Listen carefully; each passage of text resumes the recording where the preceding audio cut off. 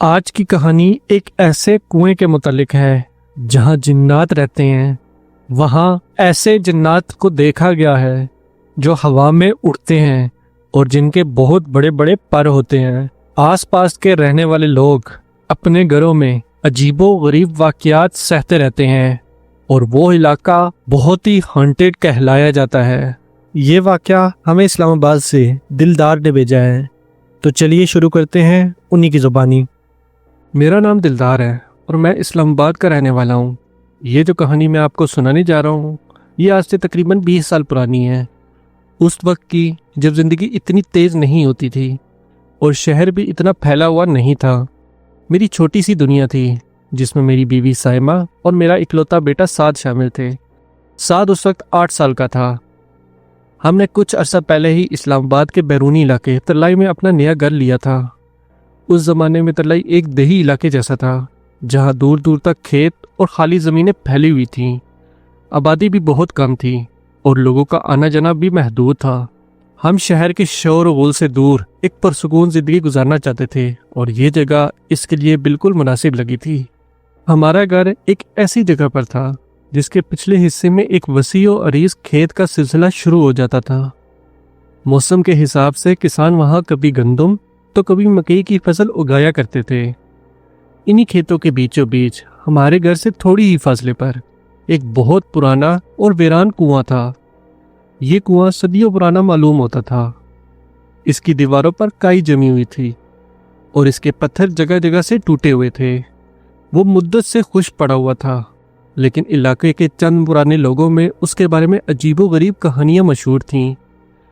وہاں کے لوگ کہتے تھے کہ رات کے وقت اس کنویں سے رونے اور چیخنے کی آوازیں آتی ہیں، اور کچھ لوگوں نے تو اس کے اندر سے خوفناک مخلوق کو جانگتے ہوئے بھی دیکھا تھا۔ ان کے مطابق یہ کنواں جنات کا مسکن تھا۔ جب ہم یہاں نئے نئے شفٹ ہوئے تو ہمارے پڑوسیوں نے، جو گنتی کے صرف 1-2 گھر ہی تھے، ہمیں ان باتوں سے آگاہ کیا، لیکن میں اور میری بیوی دونوں ہی ان چیزوں پر یقین نہیں رکھتے تھے۔ ہم نے ان کی باتوں کو دیہی علاقے میں پائی جانے والی سنی سنائی کہانیاں سمجھ کر اگنور کر دیا۔ ہمارے لیے وہ صرف ایک پرانا بیکار کنواں تھا، اس سے زیادہ کچھ نہیں۔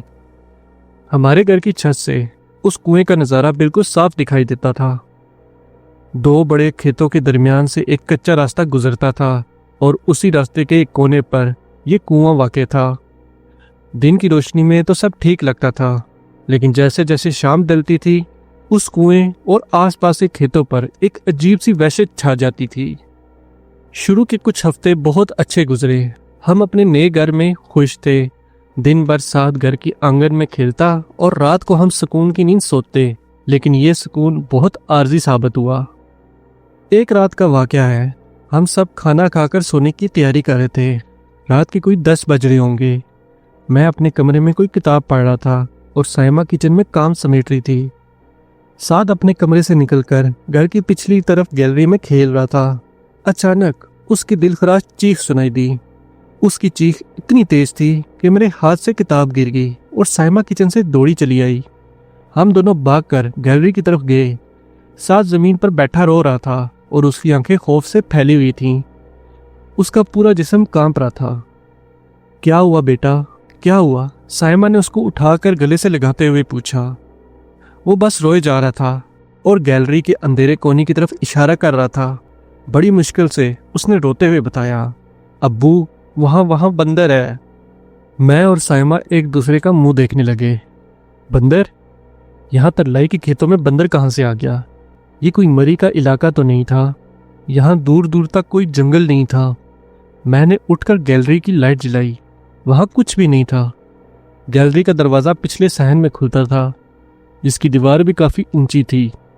بیٹا وہاں کچھ بھی نہیں ہے، آپ نے شاید کوئی بلی دیکھی ہوگی، میں نے اسے تسلی دیتے ہوئے کہا۔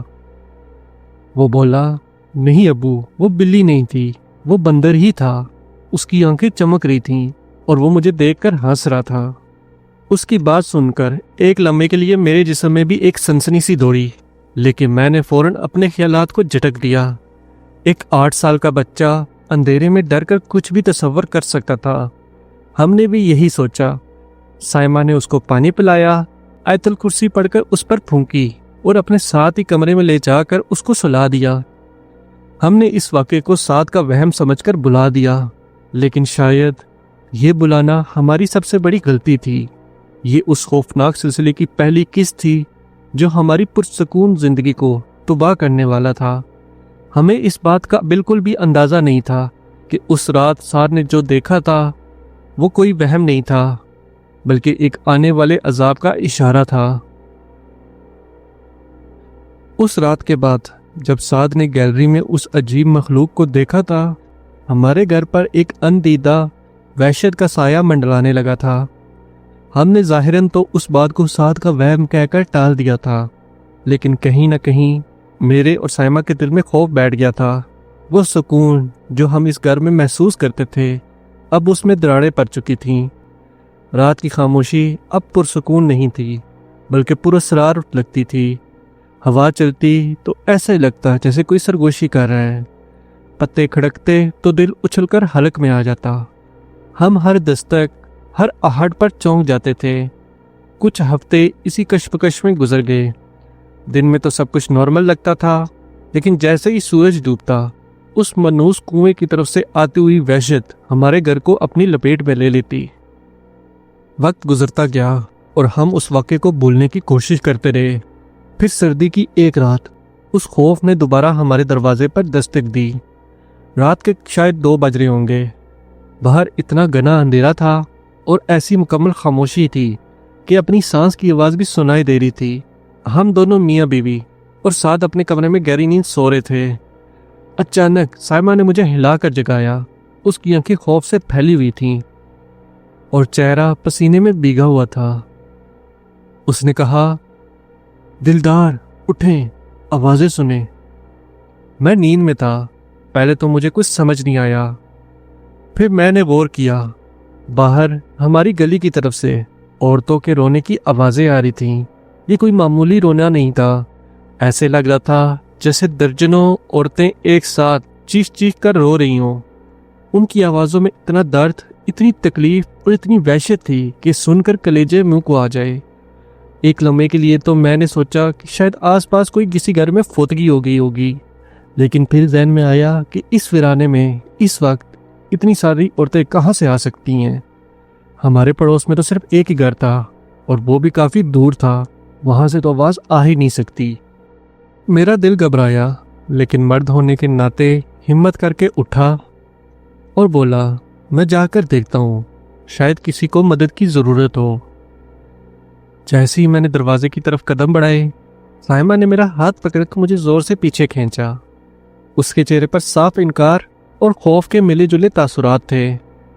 خدا کے لیے بچ جائیں، یہ عام آوازیں نہیں ہیں، باہر کچھ اور ہی ہے، کچھ بہت برا ہے، اس نے روتے ہوئے کہا۔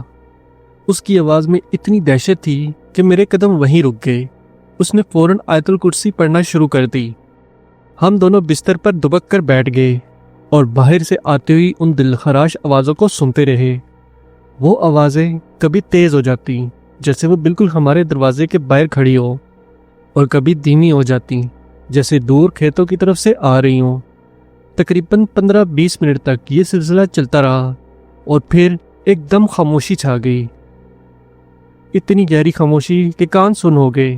اس رات ہم دونوں ایک پل کے لیے بھی سو نہ سکے۔ اس واقعے نے ہمارے شک کو یقین میں بدل دیا تھا۔ اب ہم جانتے تھے کہ ہم اس گھر میں اور علاقے میں اکیلے نہیں ہیں، لیکن جو چیز ہمارے ساتھ تھی وہ دوستانہ بالکل بھی نہیں تھی۔ کچھ عرصہ مزید گزرا۔ اب ہمارے ساتھ عجیب معاملات روزمرہ کا حصہ بننے لگے۔ کبھی برتنوں کے گرنے کی آوازیں آتی، جب ہم جا کر دیکھتے ہیں تو سب کچھ اپنی جگہ پر ہوتا۔ کبھی لگتا جیسے کوئی پچھلے کمرے سے گزر کر گیا ہے، لیکن وہاں کوئی نہ ہوتا تھا۔ ہم ان چیزوں کے عادی ہونے کی ناممکن کوشش کر رہے تھے۔ پھر سردیوں کے دنوں میں ایک ایسا واقعہ ہوا جس نے سائمہ کو ہلا کر رکھ دیا۔ دوپہر کا وقت تھا، ہلکی ہلکی دھوپ نکلی ہوئی تھی۔ میں آفس میں تھا اور ساتھ اسکول سے واپس آ کر نیچے اپنے کمرے میں کھیل رہا تھا۔ سائمہ چھت پر دھوپ میں بیٹھی سویٹر بن رہی تھی۔ ہمارے گھر کی سیڑھیاں آنگن سے اوپر چھت کی طرف جاتی تھیں۔ سائمہ بتاتی ہے کہ وہ اپنے کام میں مگن تھی کہ اچانک اسے ساتھ کی آواز سنائی دی، بالکل صاف, जैसे वो सीढ़ियों के पास खड़ा उसे पुकार रहा हो. मामा नीचे आए. साइमा को आवाज आई. आती हूँ बेटा, बस थोड़ी देर में. साइमा ने काम करते हुए जवाब दिया. 2 मिनट भी नहीं गुजरे थे कि दोबारा वैसी ही आवाज आई, इस बार थोड़ी ज्यादा जोर से. मामा जल्दी नीचे आए. अरे आ रही हूँ बेटा, क्यों तंग कर रहे हो? साइमा ने थोड़ा चिढ़कर जवाब दिया. वो बताती है कि उसे बकायदा ऐसा महसूस हुआ कि 7 सीढ़ियां चढ़कर ऊपर आया है और फिर वापस नीचे उतरकर चला गया है. उसे सीढ़ियां चढ़ने और उतरने की कदमों की आवाजें बिल्कुल साफ सुनाई दी.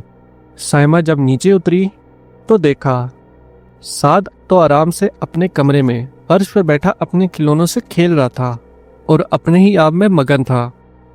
साद बेटा, अब मुझे क्यों बुला रहे थे? क्या हुआ? साइमा ने उससे पूछा. साद ने मासूमियत से उसकी तरफ देखा और कहा, नहीं मामा, मैंने तो नहीं बुलाया, मैं तो कब से यहीं खेल रहा हूं. यह सुनना था कि साइमा के पैरों तले से जमीन निकल गई. उसका रंग जर्द पड़ गया. अगर नीचे साथ खेल रहा था तो वो कौन था जो ऊपर छत पर उसे उसकी आवाज में पुकार रहा था? वो किसके कदमों की आहट थी जो उसने सीढ़ियों पर सुनी थी? इस ख्याल के आते ही उसके जिस्म में एक खौफ की लहर दौड़ गई. वो फौरन साद को लेकर पड़ोसियों के घर चली गई और मेरे आने तक वहीं रही. उस दिन जब मैं घर आया और साइमा ने मुझे ये सब बताया तो मैंने फैसला किया कि अब चुप रहना ठीक नहीं. अगले दिन मैंने अपने पड़ोसी शफीक साहब से इस बारे में बात की. पहले तो वो हिचकिचाए, लेकिन जब मैंने अपने घर में होने वाले वाक़यात बताए तो उन्होंने भी तस्दीक की कि उनके साथ भी अजीबोगरीब मामलात पेश आ रहे हैं. उन्होंने बताया कि उन्हें अक्सर अपने घर के सहन में किसी के चलने की आहट सुनाई देती है जबकि वहाँ कोई नहीं होता. उनकी बीवी ने कई बार किचन में रखे बर्तन खुद ब खुद हिलते हुए देखे थे. हम दोनों इस नतीजे पर पहुंचे कि इस इलाके में और ख़ास तौर पर उस पुराने कुएं में यकीनन कोई मसला है. इस यकीन के बाद खौफ और भी बढ़ गया. अब हम हर वक्त चौकन्ने रहते थे, लेकिन असली दहशत का सामना तो हमें कुछ दिन बाद करना पड़ा. एक रात हम सो रहे थे कि अचानक छत पर किसी के भागने की आवाज़ से मेरी आंख खुल गई. ये कोई हल्की फुल्की आहट नहीं थी. ऐसे लग रहा था जैसे छत पर कोई एक नहीं बल्कि बहुत सारे लोग हैं और वो जोर जोर से इधर से उधर भाग रहे हैं. कदमों की धम धम की आवाज़ें इतनी तेज और शदीद थीं कि पूरा कमरा गूंज रहा था. मेरा पहला ख्याल चोरों की तरफ गया, लेकिन अगले ही लम्हे मेरे रोंगटे खड़े हो गए जब मुझे एहसास हुआ कि ये तो नामुमकिन है. हमारे घर की छत पर चढ़ने की कोई रास्ता नहीं था. हमने दीवारें काफ़ी ऊंची बनवाई थीं और उन पर कांच के टुकड़े भी लगवाए थे ताकि कोई चोर ना आ सके. आसपास कोई घर भी नहीं था जिसकी छत से कोई हमारी छत पर कूद सकता था. जैसे ही मेरे जहन ने इस हकीकत को तस्लीम किया कि ये चोर नहीं हो सकते, मेरे जिस्म से जैसे जान ही निकल गई. तो फिर ये कौन थे? ये क्या थे? यकीनन ये वही शैतानी मखलूक थी जो हमें तंग कर रही थी. ये ख्याल आते ही मेरा जिस्म खौफ से कांपने लगा. साइमा भी जाग चुकी थी और उसने डर के मारे मुझे जोर से पकड़ लिया था. हम दोनों ने ऊंची आवाज में आयतल कुर्सी और चारों कुल पढ़ना शुरू कर दिए थे. वो आवाजें तकरीबन 10 मिनट तक मुसलसल आती रहीं. कभी लगता जैसे कोई छत पर कलाबाजियां खा रहा हो, कभी लगता जैसे कोई भारी चीज छत पर घसीटी जा रही हो. फिर अचानक बिल्कुल वैसे ही जैसे उस रात रोने की आवाजें बंद हुई थीं, छत पर भी एकदम से मुकम्मल खामोशी छा गई. लेकिन इस खामोशी ने हमें सुकून नहीं बल्कि और ज्यादा खौफजदा कर दिया, क्योंकि अब हम जानते थे कि जो भी मखलूक है वो अब हमारे घर के बाहर नहीं बल्कि हमारे बिल्कुल ऊपर हमारी छत पर मौजूद है. हमारा घर अब हमारा महफूज पनाहगाह नहीं थी बल्कि एक खौफनाक कैद बन चुका था. छत पर कदमों की उस दहशतनाक गूंज के बाद हमारी रातों का सुकून जैसे छिन ही गया. अब नींद नहीं आती थी बल्कि हम पर मुसल्लत की जाती थी, और वो भी टूट टूट कर. हर आहट पर हम दोनों चौंक कर उठ जाते थे और कान लगाकर सुनने लगते थे कि कहीं वो मनहूस आवाज़ें दोबारा तो नहीं आ रही. दिन में भी घर एक बोझ सा लगता था. दीवारें हमें घूरती हुई महसूस होती थीं और हर कोना पुरअसरार लगता था. اس گھر نے جسے ہم نے کبھی سکون کا گہوارہ سمجھا تھا اب ایک قید خانے کی شکل اختیار کر لی تھی۔ ہم یہاں سے نکلنا چاہتے تھے لیکن فوراً کوئی دوسرا گھر ملنا بھی آسان نہیں تھا۔ پھر بھی میں نے گھر کی تلاش شروع کر دی تھی۔ اس وحشت کے ماحول میں ہی گرمیوں کا موسم آ گیا۔ لوڈ شیڈنگ اپنے عروج پر تھی اور دن سے زیادہ راتیں باری گزرتی تھیں۔ ایک ایسی گرمی کی رات تھی، بجلی گئی ہوئی تھی اور باہر ہوا بالکل رکی ہوئی تھی۔ حبس اور گرمی کی شدت سے جسم پسینے میں شرابور تھا۔ کمرے میں دم گھٹ رہا تھا۔ رات کے کوئی 11 بج رہے ہوں گے۔ سائمہ اور سعد تو جیسے سو چکے تھے لیکن میری آنکھوں سے نیند کوسوں دور تھی۔ میں تھوڑی ہوا کی امید میں چھت پر چلا گیا۔ چھت پر بھی کوئی سکون نہیں تھا لیکن ہمارے کمرے کی گھٹن سے بہتر تھا۔ چاروں طرف گھپ اندھیرا تھا، بس ستاروں کی ہلکی سی روشنی زمین پر پھیلی ہوئی تھی۔ خاموشی اتنی مکمل تھی کہ مجھے اپنے دل کی دھڑکن بھی صاف سنائی دے رہی تھی۔ میں چھت پر آہستہ آہستہ ٹہل رہا تھا کہ اچانک میری نظر سامنے کھیتوں کے بیچ اس کنویں پہ پڑی۔ اندھیرے میں وہ ایک کالے دبے کی طرح لگ رہا تھا، ایک ایسا دبا جو آس پاس کی ہر چیز پر منحوسیت پھیلا رہا تھا۔ میں اسے دیکھ ہی رہا تھا کہ مجھے کھیتوں کے بیچ کچے راستے پر 2 سائے ہلتے ہوئے دکھائی دیے۔ وہ کنویں کے قریب سے ہماری گلی کی طرف آ رہے تھے۔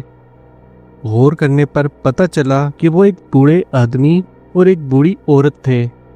دونوں نے لاٹھیوں کا سہارا لیا ہوا تھا اور بہت ہی آہستہ آہستہ قدم گھسیٹتے ہوئے چل رہے تھے۔ ان کے جسم عمر کے بوجھ سے جھکے ہوئے تھے۔ اس وقت اس گپ اندھیرے میں، اس ویرانے میں ان 2 ضعیف لوگوں کو دیکھ کر میں حیران رہ گیا۔ یہ کون ہو سکتے تھے اور اس وقت یہاں کیا کر رہے تھے؟ اندھیرے کی وجہ سے ان کے چہرے صاف نظر نہیں آ رہے تھے، بس ان کے سیاہ سائے زمین پر حرکت کر رہے تھے۔ میں انہیں اپنی چھت سے دیکھتا رہا۔ میرے دل میں ایک عجیب سا تجسس اور خوف پیدا ہو رہا تھا۔ ابھی میں یہ سوچ ہی رہا تھا کہ اچانک ایک ناقابل یقین منظر میری آنکھوں کے سامنے آ گیا۔ اس کنویں کے اندر سے ایک روشنی نکلی۔ یہ آگ جیسی روشنی نہیں تھی بلکہ دودھ کی طرح سفید اور ٹھنڈی روشنی تھی۔ وہ روشنی آہستہ سے اوپر اٹھی اور ایک مخلوق کی شکل اختیار کر گئی۔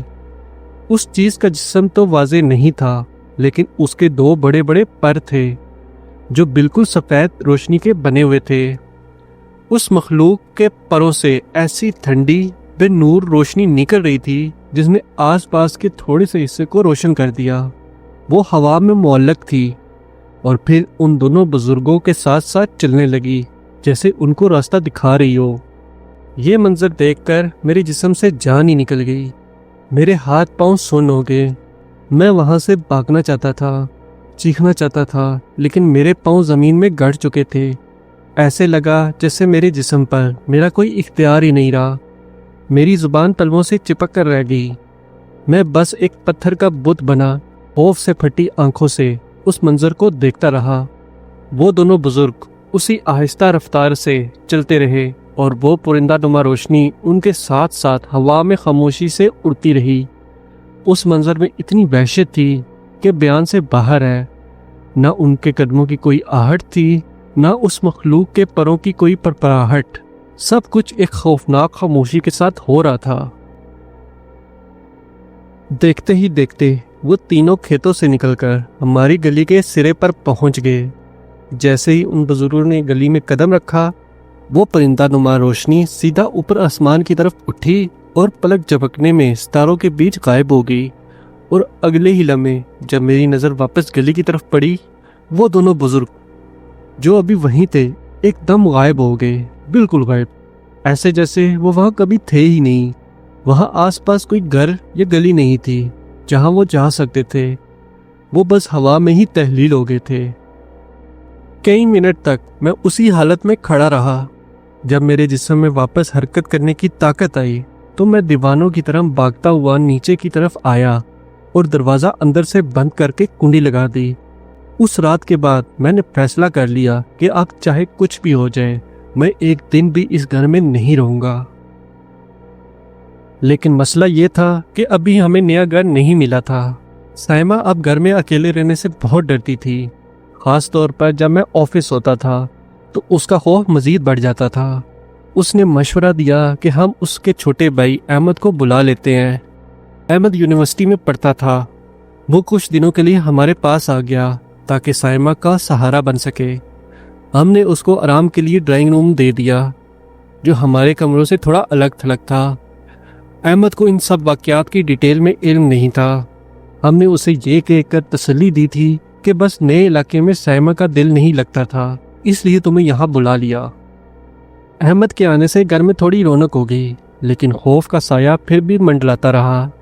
2-3 دن آرام سے گزر گئے، پھر ایک رات جس نے اس داستان پر آخری مہر لگا دی وہ بھی آن پہنچی۔ رات کے کوئی 1 یا 2 بجے کا وقت ہوگا، سب سو رہے تھے۔ اچانک احمد کو محسوس ہوا جیسے کوئی اسے پکار رہا ہے۔ احمد، احمد، ایک بہت ہی میٹھی اور پتلی سی لڑکی کی آواز تھی۔ وہ نیند میں تھا۔ اس نے آنکھ کھول کر ادھر ادھر دیکھا، کمرے میں اندھیرا تھا۔ اسے خیال آیا کہ شاید اس کی آپی یعنی سائمہ اسے بلا رہی ہے، لیکن آواز تو بالکل ان کی نہیں تھی۔ اس نے سوچا شاید اس کا وہم ہے اور وہ کروٹ بدل کر دوبارہ سونے کی کوشش کرنے لگا۔ ابھی اس کی آنکھ لگی ہی تھی کہ اسے اپنے سینے پر ایک زبردست بوجھ محسوس ہوا۔ اچانک ایسے لگا جیسے کوئی بھاری بھرکم چیز آ کر اس کے اوپر بیٹھ گئی ہے۔ اس کا سانس رکنے لگا۔ اس نے آنکھ کھولنے کی کوشش کی لیکن اس کی پلکیں جیسے سیسا پلائی ہو گئی تھیں۔ اس نے ہاتھ پاؤں ہلانے کی کوشش کی لیکن اس کا جسم مکمل طور پر مفلوج ہو چکا تھا۔ اسے لگا جیسے کسی کے ٹھنڈے سخت ہاتھ اس کا گلا دبا رہے ہیں۔ اس کا دم گھٹنے لگا۔ وہ چیخنا چاہتا تھا لیکن اس کے حلق سے کوئی آواز نہیں نکل رہی تھی۔ دہشت کی ایک انتہائی لہر اس کے دماغ میں دوڑی۔ اسے یقین ہو گیا کہ وہ اب مرنے والا ہے۔ اسی بے بسی کے عالم میں اس کے ذہن میں آیت الکرسی پڑھنے کا خیال آیا۔ اس نے دل ہی دل میں آیت الکرسی پڑھنا شروع کر دی۔ وہ بتاتا ہے کہ جیسے جیسے وہ پڑھتا گیا وہ بوجھ ہلکا ہونے لگا۔ اس کے گلے پر جو دباؤ تھا وہ کم ہو گیا اور پھر اچانک وہ ایک جھٹکے سے ختم ہو گیا۔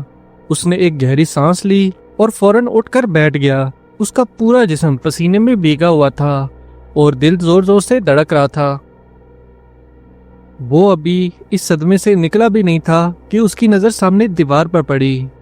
ڈرائنگ روم کے ساتھ جو چھوٹا سا واش روم تھا اس کی لائٹ کبھی جل رہی تھی اور کبھی بجھ رہی تھی، اور اس کے ساتھ ہی اسے واش روم کے اندر سے کھلکھلا کر ہنسنے کی آواز آنے لگی۔ یہ وہی لڑکی کی آواز تھی جس نے اسے پکارا تھا، لیکن اس ہنسی میں مٹھاس نہیں تھی بلکہ ایک وحشت تھی۔ یہ منظر دیکھنا تھا کہ احمد کا صبر کا پیمانہ لبریز ہو گیا۔ اس نے اپنی پوری قوت سے ایک دل خراش چیخ ماری۔ اس کی چیخ اتنی بلند تھی کہ ہم دونوں میاں بیوی اپنے کمرے میں ہڑبڑا کر اٹھ گئے۔ ہم بھاگ کر ڈرائنگ روم میں پہنچے تو دیکھا احمد دیوار سے پیٹھ لگائے زمین پر بیٹھا کانپ رہا تھا اور اس کی آنکھیں خوف سے واش روم کے دروازے پر جمی ہوئی تھیں۔ جب اس نے روتے ہوئے ہمیں ساری کہانی سنائی تو سائمہ وہیں فرش پر بیٹھ کر رونے لگی۔ میں اب ایک پل بھی اس گھر میں نہیں رہوں گی، اس نے فیصلہ کن انداز میں کہا۔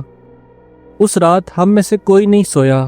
ہم سب ڈرائنگ روم میں اکٹھے بیٹھ کر ساری رات آیت الکرسی کا ورد کرتے رہے۔ اگلی صبح ہم نے فوراً ایک ٹرک کا انتظام کیا۔ جو تھوڑا بہت ضروری سامان تھا وہ اس میں لادا اور جس حالت میں تھے اسی حالت میں وہ منحوس گھر چھوڑ دیا۔ آج اس بات کو 20 سال گزر چکے ہیں۔ اب ہم اسلام آباد کے ایک اچھے گنجان آباد علاقے میں رہتے ہیں۔ زندگی بہت آگے بڑھ چکی ہے، لیکن آج بھی جب کبھی رات کی تنہائی میں وہ گھر اور وہاں کے واقعات یاد آتے ہیں میرے رونگٹے کھڑے ہو جاتے ہیں۔ وہ رونے کی آوازیں، چھت پر بھاگنے کی آہٹ، وہ بوڑھے سائے اور وہ روشنی والا پرندہ، سب کچھ میری آنکھوں کے سامنے گھوم جاتا ہے۔ وہ کنواں آج بھی وہیں موجود ہے۔ اب اس کے پاس بہت آبادی ہو چکی ہے، کھیت ختم ہو گئے ہیں، لیکن سننے میں آیا ہے کہ اس علاقے میں رہنے والے لوگ آج بھی عجیب و غریب واقعات کا سامنا کرتے رہتے ہیں۔